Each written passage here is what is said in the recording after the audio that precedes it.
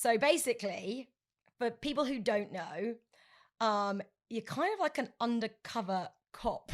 Sounds really random, but you basically go and try and call out companies or independent stores that are selling alcohol to underage people.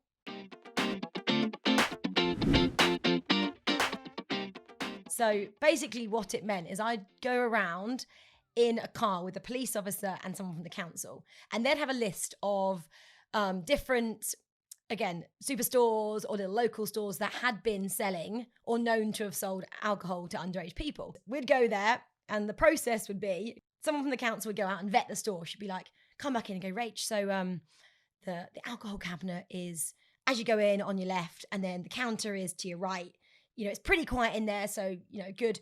And I'd be like, what do I buy? And she said, oh, go and buy like a pack of Bacardi Breezes.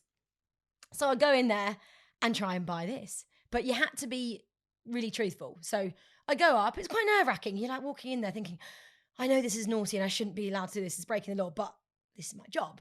So take the pack of alcohol, whatever it was, 6-pack of beer or Bacardi Breezer, up to the counter and just say, I want to buy this. And the person always looked at you like they knew they weren't or shouldn't be selling you it. So I can remember a time when like a guy in this particular shop went, well, how old are you? I'm like, I'm 15. It looks at you really weirdly. Well, why do you want this? I'm like, I'm thirsty. And it's like, what, you're thirsty for Bacardi Breeze at like 1 a.m. on a Saturday? I'm like, yeah. And he's like, well, okay. You got any ID? I'm like, no, because you don't.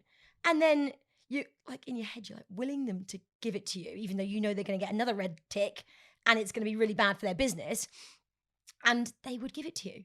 And the amount of companies that sold it to me, knowing I was 15, I didn't have any ID, my excuse was that I was thirsty, like was absolutely ridiculous. You know, I did this for quite a few times until basically it just got too much. I went into a shop and this lady who was selling it at the time had been on this list for quite a while. So she was known in the area for selling underage. And she again sold to me and like came out and they went back in and she was broke down, was crying and said, I've ruined her Christmas. And I was like, that's it, I'm out. I cannot ruin any more people's like Christmases and lives.